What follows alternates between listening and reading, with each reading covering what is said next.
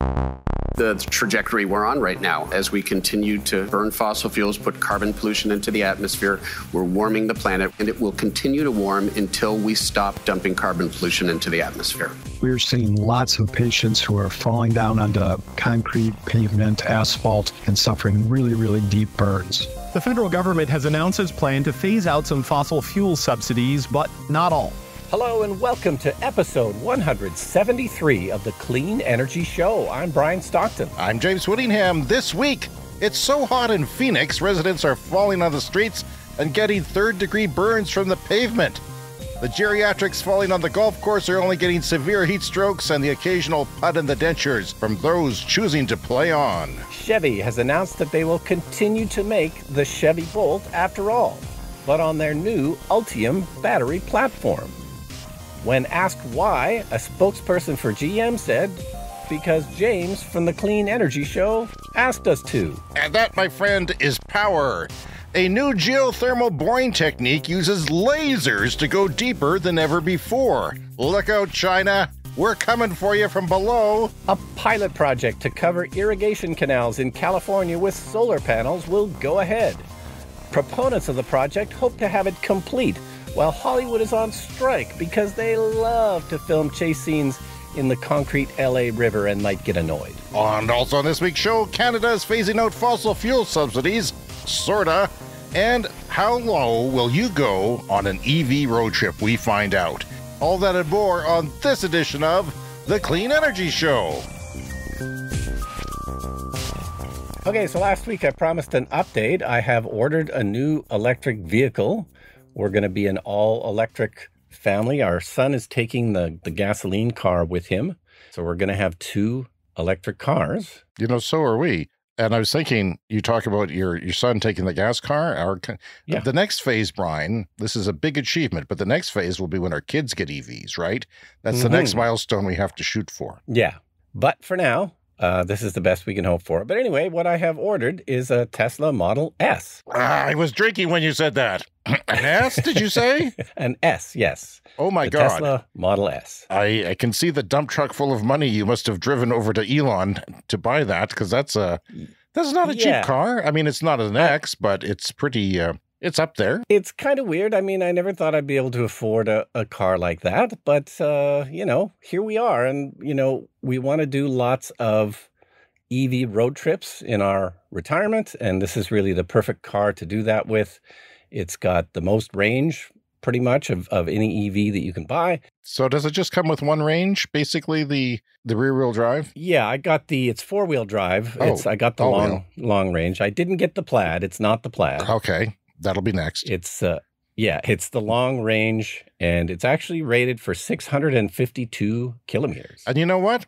I think that is a good length. Maybe 550 would do too, but as far as living with it in the extreme minus 40-degree cold where we are in Canada, not all Canada's like that. I keep saying that, but we are one of the coldest places in the freaking world, colder than Alaska, probably colder than the North Pole on some days. But colder than Mars on some days. If you cut that in half, that's still a pretty good range, even for highway travel. Yeah, and we did manage to do winter road trips in our standard range Model 3, but it's dicey. Like the Tesla Superchargers, they're, roughly 150 kilometers apart, and with the standard range car, if it's minus 40, it's tricky. And and the S has it sort of looks like a sedan, but it's a liftback. And that was the other thing that we liked about it, is that the whole back of it. I didn't know that. Yeah, the whole back of it lifts up like a hatchback, the whole back window and everything. Oh, so it's actually the easiest one to put bicycles in the back.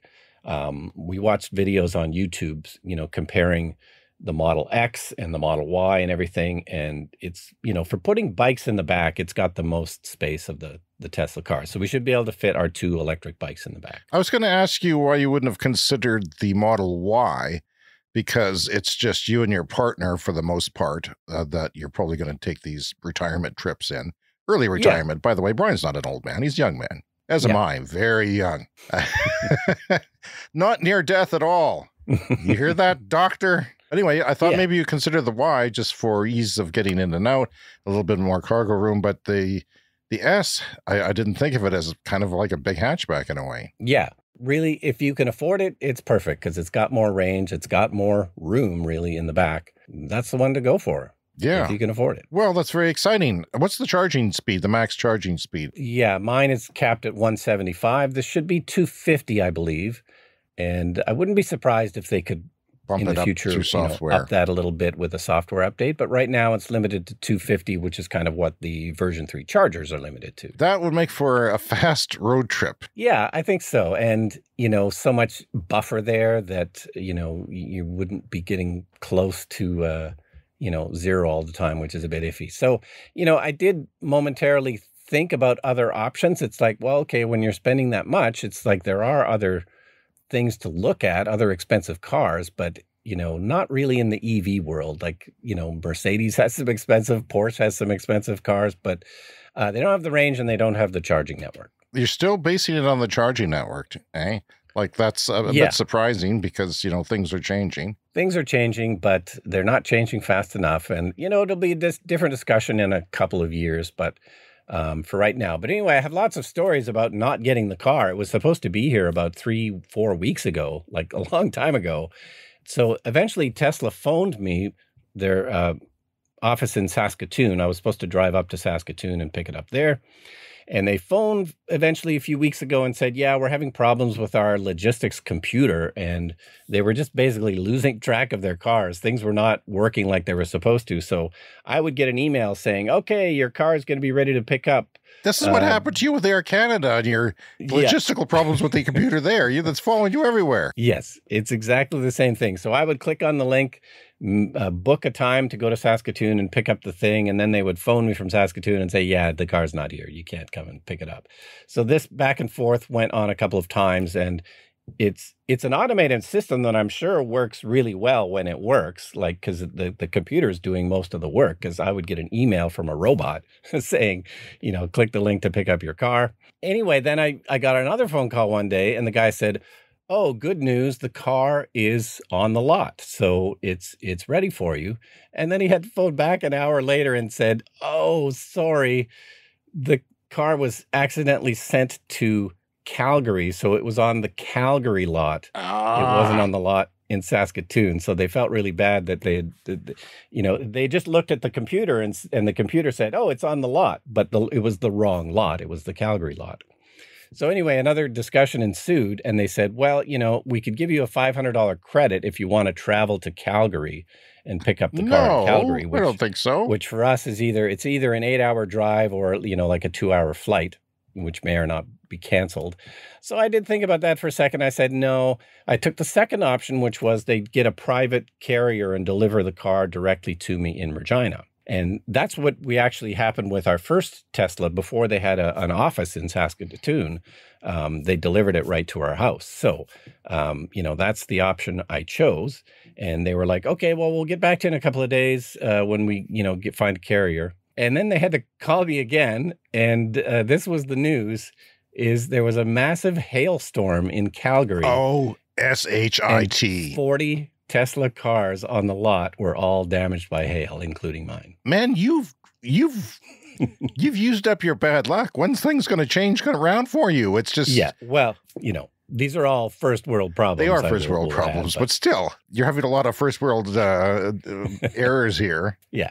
So the car is damaged. So again, they presented me with a few options. So what we chose was that there's a model with the same spec in a showroom in Vancouver. It's been driven a little bit as a demo car, and it has different wheels. I ordered the 19-inch wheels. This one has the 21-inch wheels. Less range? Well, you get less range, like 50 kilometers less range. So what I decided to do was take that one, but we'll get the smaller wheels, the 19-inch wheels for the winter. We'll use the 21-inch wheels in the summer, which do look really nice. Like they look way better than the other wheels. Yeah. You lose a bit of range, but in the summer, it doesn't matter. So that's the option I picked. So I'm still waiting for them to get back to me.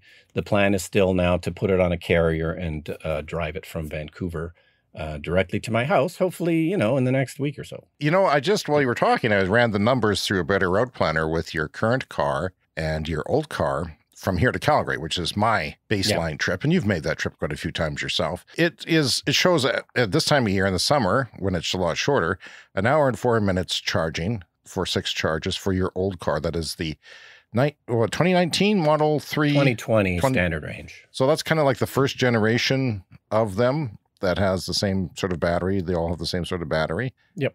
And let's see here. The second one, your new Model S, should do it in 32 minutes of charging. So twice as fast. Wow, that's good to know. Half the time. This is not, focusing on your wheels, because I picked the 19-inch wheels because I didn't know. But I think that makes sense if you're going to have 2 sets of tires, which I like to do, a winter set and a summer set, to have the longer range tires for the winter. So that's what we're going to do. And no one's looking at your tires in the wintertime anyway. It's just a bunch of muck. Yeah, everything's covered in snow, so who cares? Although, does it give you a bit different clearance? No, I think it's the same size overall. Okay. You just get the tires, less rubber. Less rubber, I see. Well, that's very exciting. I mean, a human being couldn't go on this whole day, 7.5-hour trip to Calgary without stopping for 32 minutes. I mean, yeah, you'd have to have a bladder of steel and legs that don't cramp. You'd have to be basically 16 years old and on something to do that without stopping. So this officially, my friends, is, no worse than a gas. But with the gas, you have to pump the gas or watch somebody pump the gas, go in and pay for it. All you got to do here, pull up, plug the sucker in, walk off to your restaurant or your gas station. And I will say quickly, my partner just flew out to Ontario to visit some family, and she ended up renting a gasoline car to do the trip when she was in Ontario, and announced to me when she came back that she is officially done with gas. No more. She's had enough, because she was at the pump, and it was a Ford, like an Escape or, one of those Ford SUV things. And she goes to fill it up with gas, self-serve. And she opens it up and it's like, welcome to the Ford Easy Fill. And she's like, what? What is this? And there's no gas cap on it. So lots of our listeners probably have a Ford and they probably know what I'm talking about. What the hell? You open up the flap and they've eliminated the gas cap. You don't have to unscrew the gas cap. There's just a flap covering the door. But she couldn't get it to work. Like, she kept sticking the thing in and pressing the nozzle and the gas wouldn't come out. And at a certain point, she ended up pulling it out and spilled gas on her shoes. Holy crap.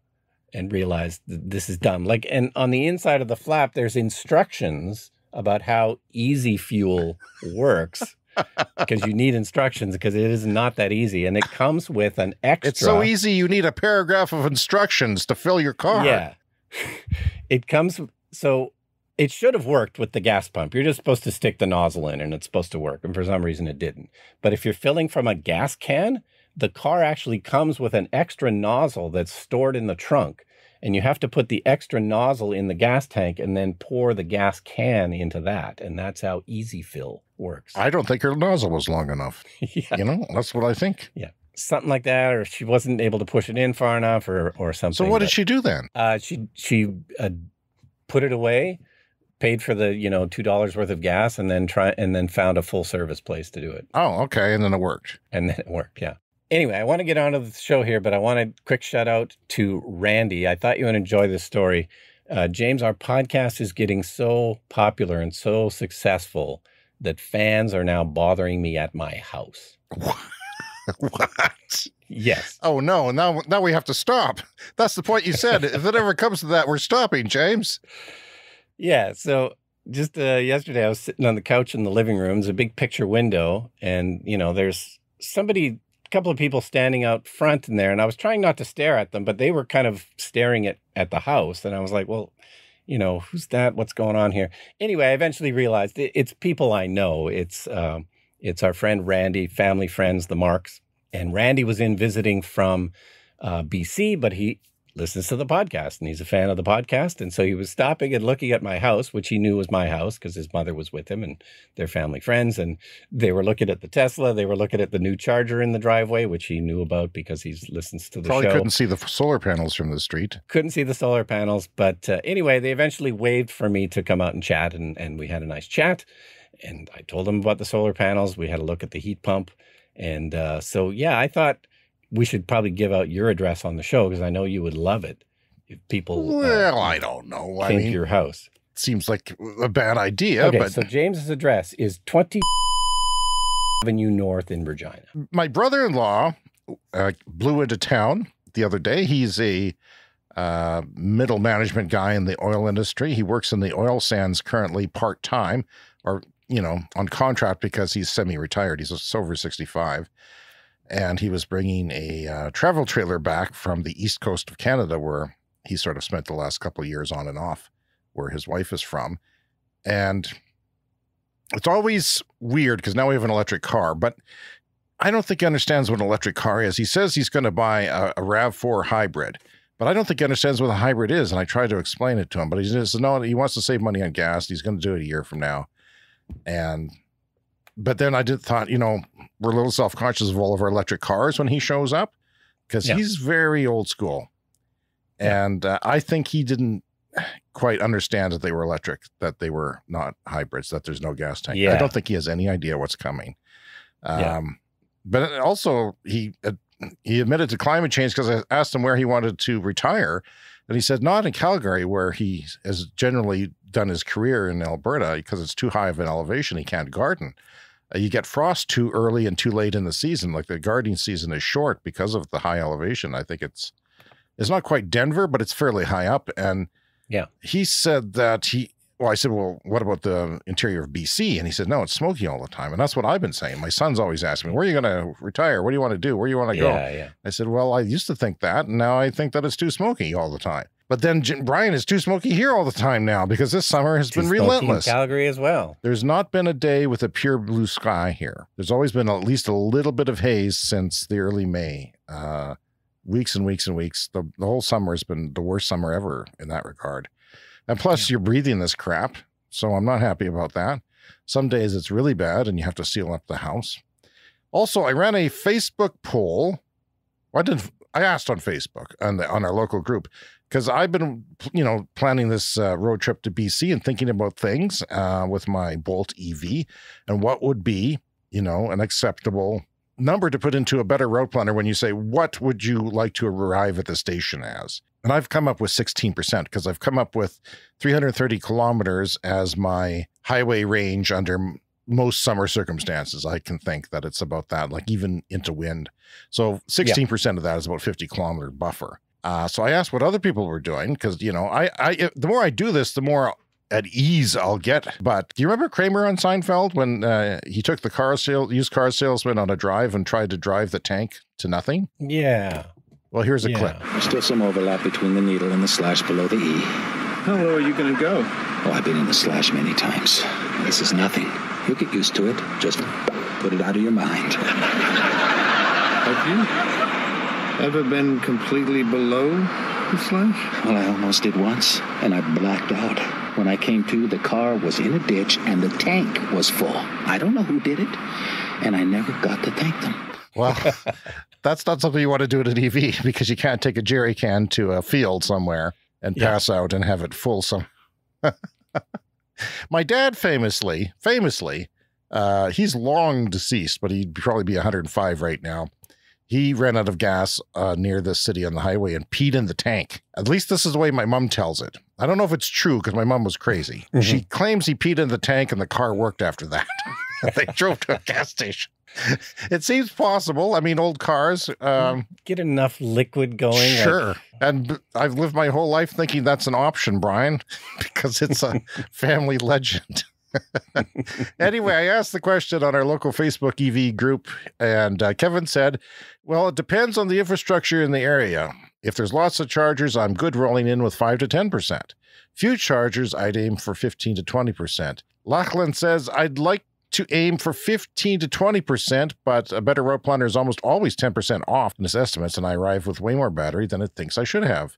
And he drives a 22 Hyundai Ioniq 5. Brad says 10% is our minimum. John says in the summer, our lowest acceptable arrival percentage is 20%, and in the winter, it's 40% for safety reasons. And my acquaintance, Jason, the Bolt owner who gave me a test drive, says, I think 5 to 15% is best, depending on your comfort level.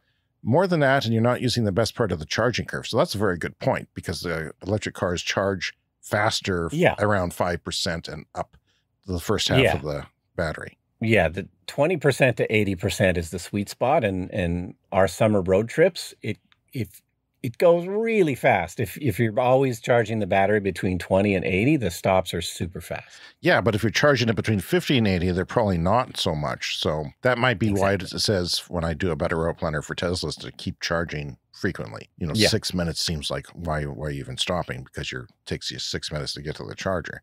My vacation update, I'm still going to Vancouver. We're leaning towards taking the gas vehicle.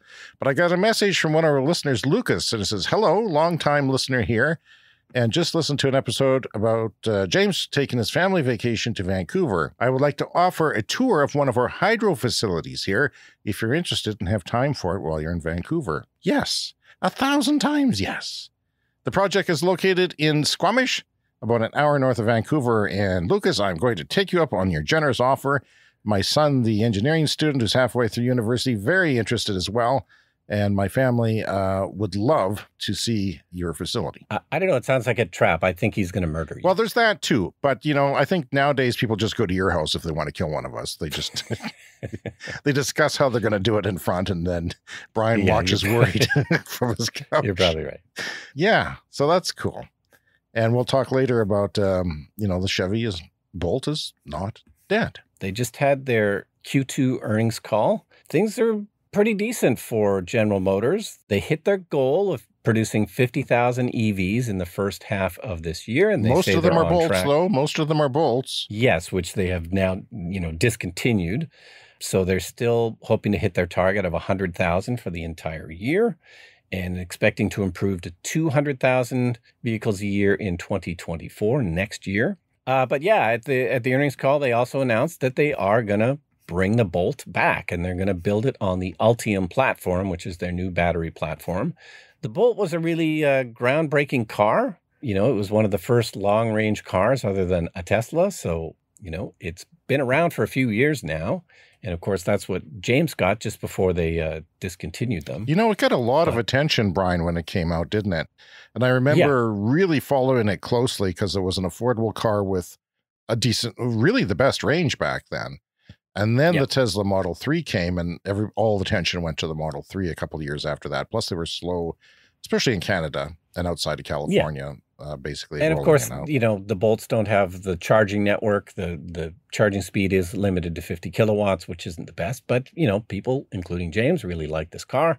If they're building it again on the Ultium platform, maybe they can build it more economically and actually make some money. It's speculated that they were losing money on every Bolt that they sold. So maybe with the new Ultium platform, they can, turn this around and make it profitable. And they said, or Mary Berry said, specifically during this announcement, that she reminded people that people from other brands, this is one of their best cars, or their best car for capturing people like me, who was a Toyota person, to their brand. And yeah, I mean, I'm still a little iffy about the quality because I've been watching the Facebook groups in the United States about how Bolt people have minor little issues, which I don't like. Little pieces of plastic breaking or something like that bothers me. But yeah, I think it's great. And I think that the big thing here, Brian, is the charging speed of the Ultium will not be 50 kilowatts. Yeah, that's right. Yeah, it'll be the new architecture, which should be great. And of course, General Motors is going to get on board with the Tesla charging connector eventually as well, 2025, I think. That's good news. People in the Bolt community were really bummed about that, because they love their cars and they would maybe even get a second one someday or want their friends to get one. I do, people talk about their wish lists for the new Bolt. They are getting rid of Android Auto and Apple CarPlay, unfortunately, all GM, which is really making people mad because I think what they want to do is have their own operating system that is made by Google Android, but they're going to charge more for services. I like the fact that it's going to be economical. It's going to be cheaper than the Equinox, I assume. And I just wish it was a tinch bigger. And, I found out something interesting from one of the comments that somebody made on the forum. They said that they pointed to a YouTube video that tested the highway mileage, right? That's something that I've quoted here on the show before.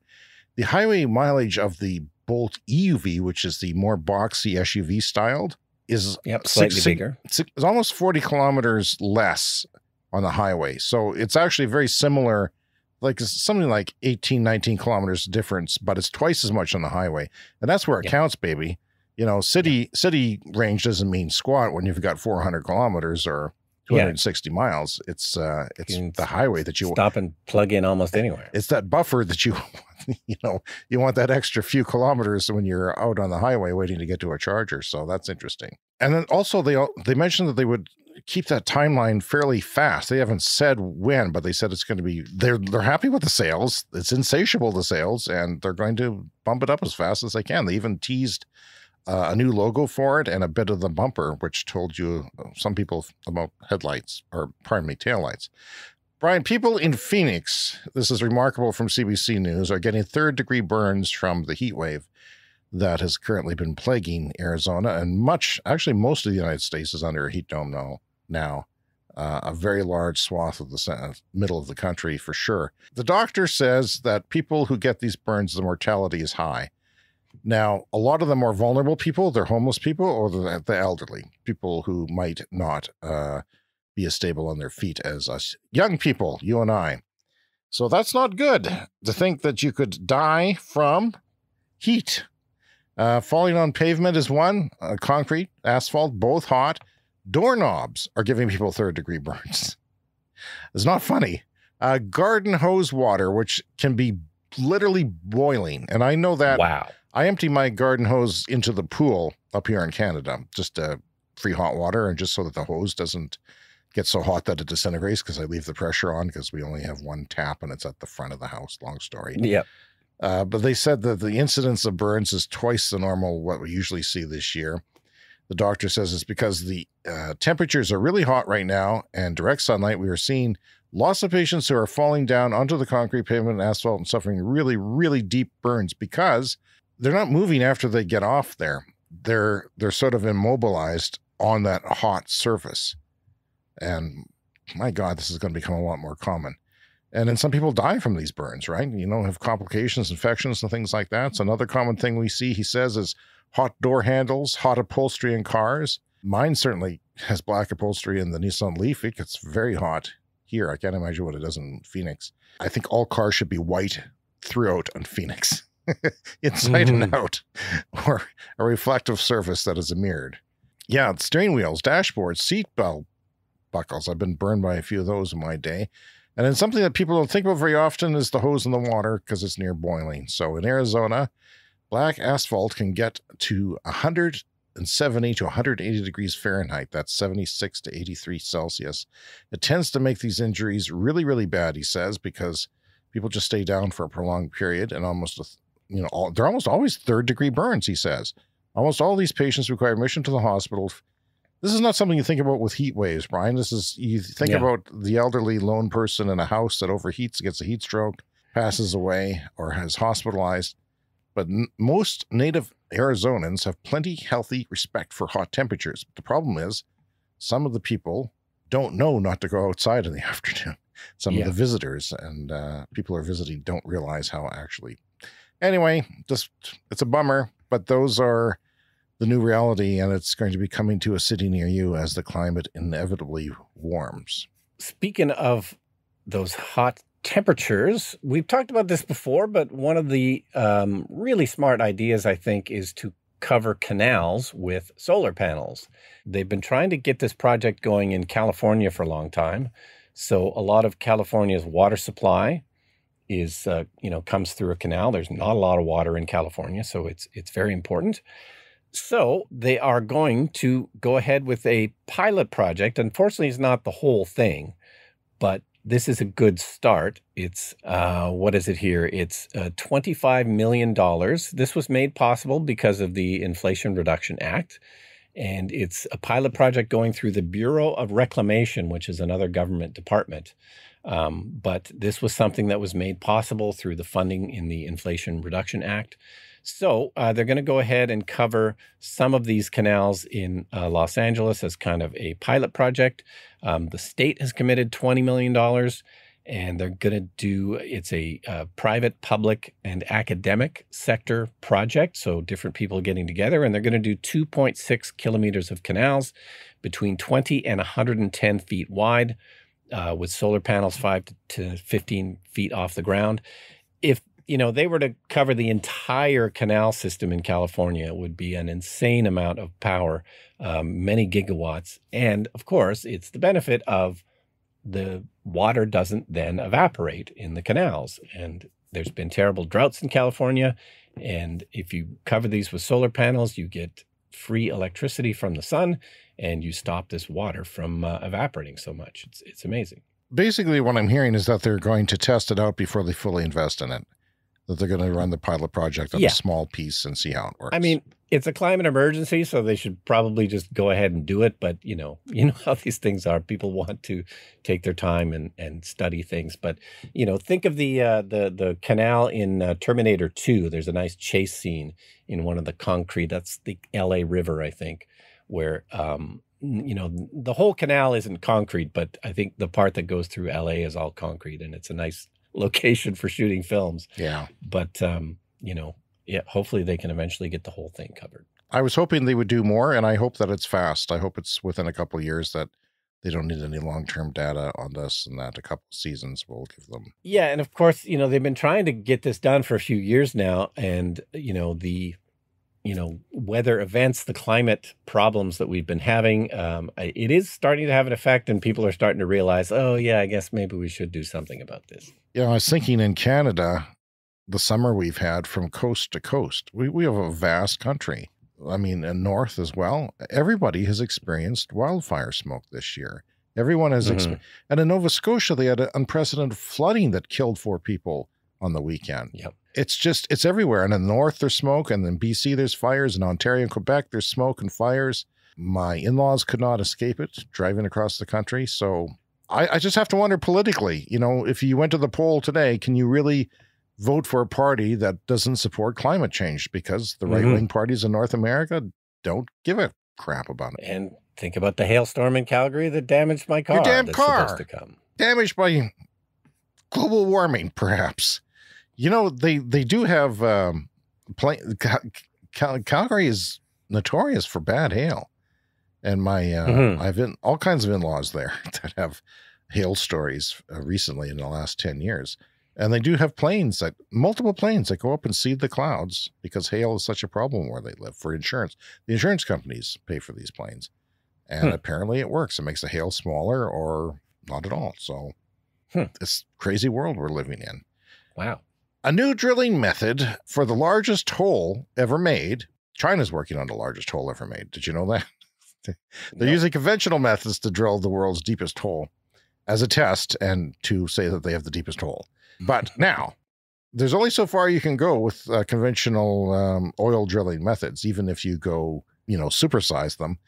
And the rock gets very hot and it's very dense eventually. So what this company is doing, this spinoff from a university that invented this, they're actually using the technology from fusion. The fusion experiments have been going on for 50 years, you know. We heard about a big breakthrough in the last year. But those lasers that you talked about that are in the film, well, they were as a prop, a backdrop, and for, what was it? Star Trek? I think it was Star Trek movie, one of the Star Trek movies. Those lasers actually would work to melt rock. And it's not that expensive. And if you use renewable electricity for that hole, you can create lasers that will turn that rock into ash, and then it just sort of gets sucked up like a vacuum. You know, there's no moving parts. That's the beauty of it, is that the drill bits don't wear out. And then it takes days to get all the pipe back up to put on a new drill bit.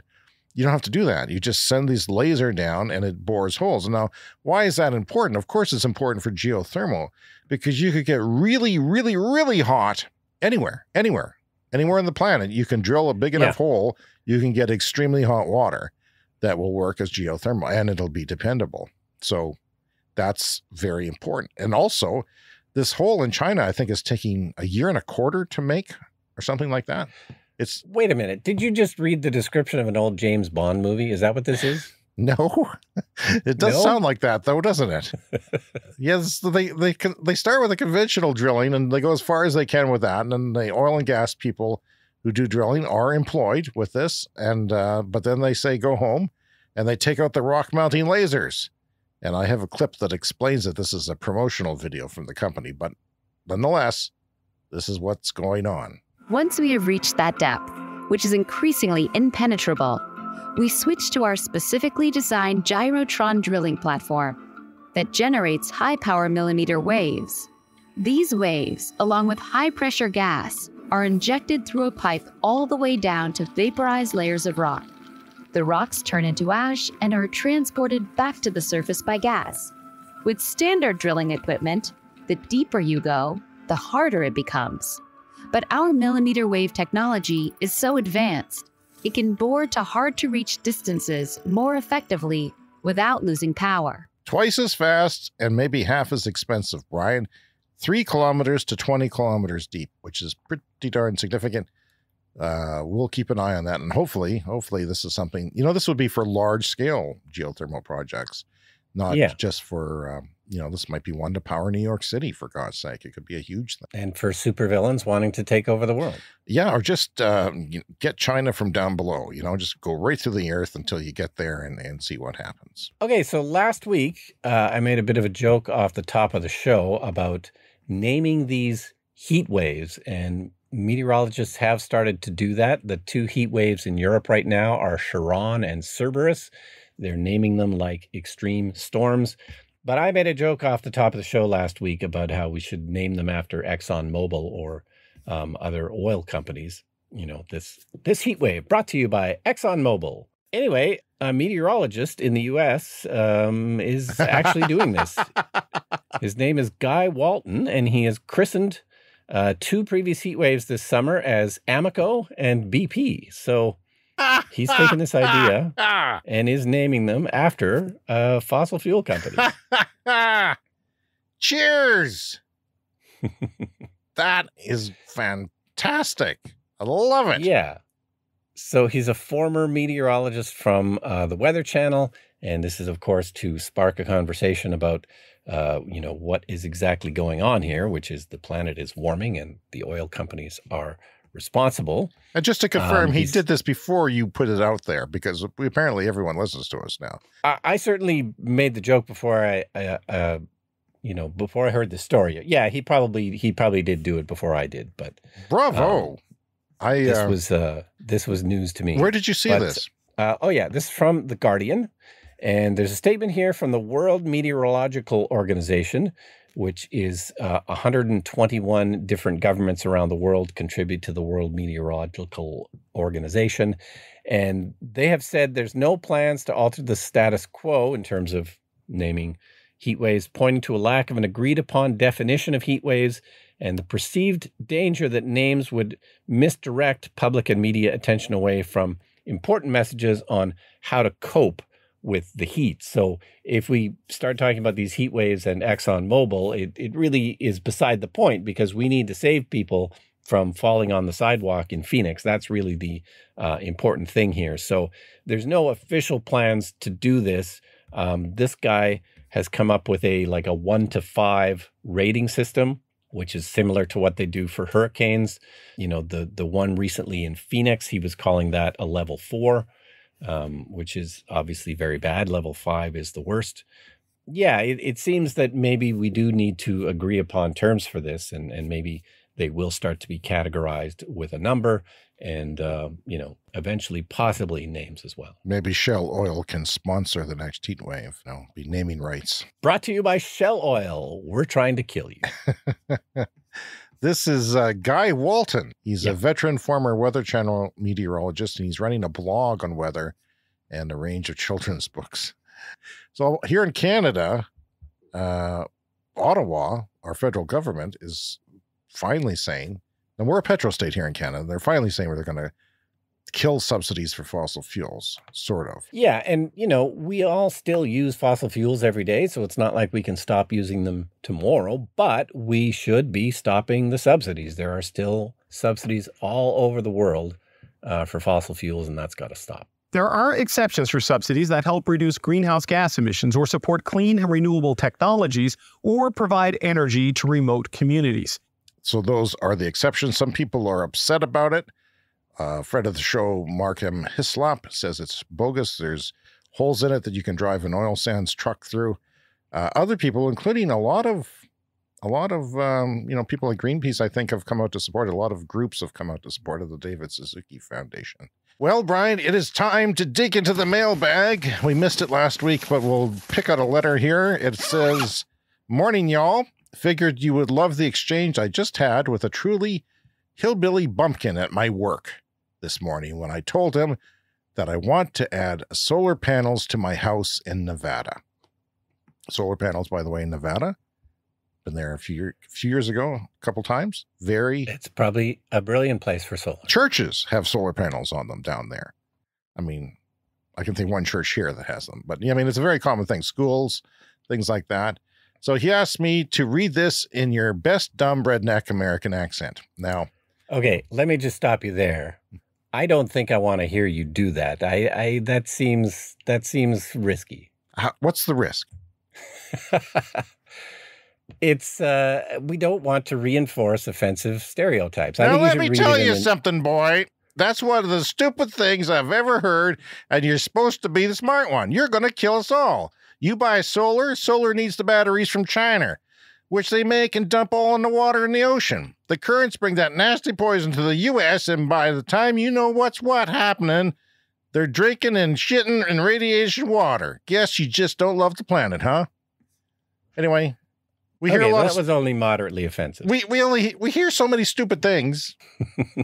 That's the extreme end of it. I don't know how stupider it can get than that. He says, "I love the podcast. Always keep up the great work. Cheers, Tiernan Mendez in Nevada." So thanks, Tiernan. Appreciate it. Anyone else, right now is the time to write us at cleanenergyshow@gmail.com. Or Google us, go to our show page. It's in the show notes. If you're lazy, it's there. cleanenergyshow@gmail. You should memorize that by now, don't you think?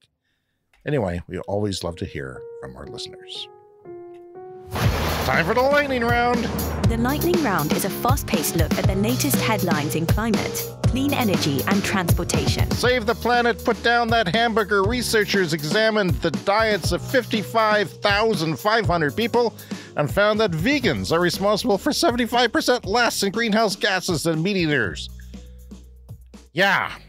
Well, damn it. CNN, the cost of extreme heat in the United States.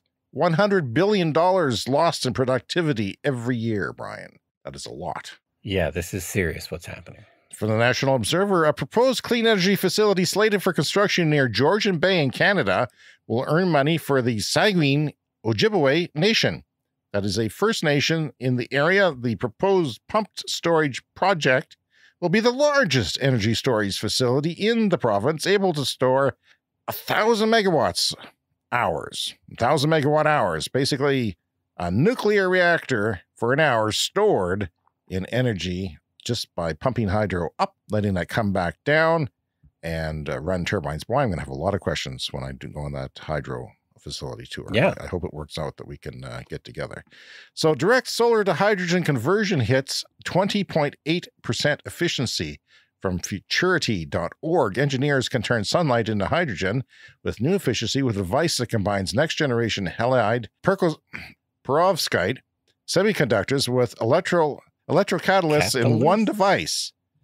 It's the end of the show. I should say the big words for the beginning of the show. So I decrease in speakability. There's a better word for it. I don't know what it is. My brain's only at 42% capacity right now. The device is known as the photoelectrochemical cell because the absorption of light, its conversion into electricity, and the use of electricity to power a chemical reaction all occur in the same device. Until now, using photoelectrochemical technology to produce green hydrogen was hampered by low efficiencies and high cost of semiconductors. This gets by that, which is interesting. Yeah, so hydrogen can be a green energy source, but as long as we make it green with green and clean electricity. It's nice to see that we're not relying only on current hydrogen technology, that it's evolving and quickly, hopefully, that new breakthroughs will come through with how they make that. The efficiencies of solar panels and wind are going up, and chemicals, batteries are going to be more energy dense as well. Let's see here. Oh, it's time for a CS Fast Fact. from Stanford University, 45 countries, representing 14.3% of the world's population, live in countries with 50 to 100% of their electricity generated with wind, water, and solar alone. That is countries that have been able to peak at those rates and be able to handle the renewables, and nothing blew up. From DeSmog, headline, media blitz against heat pumps funded by the Gas Lobby Group, and an energy trade association that represents and promotes gas boilers and manufacturers is behind a barrage of negative press attacking heat pumps, DeSmog has learned. Over the past 2 years, the Energy and Utilities Association has paid a public affairs firm to generate hundreds of articles and interviews to lobby the UK government on energy policy. So if you hear something negative about heat pumps, Brian, but you know, I wonder, how is it so easy to put out all these stories and for journalists to pick it up? I don't want to be that guy who doesn't trust journalism. Journalism is, to me, the last thing standing between us and, authoritarianism. So, and I have great respect for journalism, but they're screwing up. They're short-staffed, and they're running press releases sometimes, and they're just not checking on stories all the time, like the Rowan Atkinson column. Yeah. I mean, mainstream sources, I think, are still valuable because they often have like fact-checking departments and stuff. But it's never perfect, and you always got to watch it, which has always been the case. Journalism's never been perfect. So Fully Charged and some other people have gotten together and decided that they are going to attack immediately false journalism on clean energy and transportation.